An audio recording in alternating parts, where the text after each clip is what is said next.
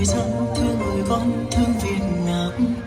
Bao năm dài chịu đựng nhiều xa lắm, những trận đòn roi, những bận hùng anh. Xin vai gầy lạnh lùng hy sinh chiến đấu, cho đàn em, cho trẻ thơ, cho niềm vui. Tìm lại mái tóc em thôi, mùa hoa giữa thanh hồ, sao trong thắm hồ luôn luôn mơ về.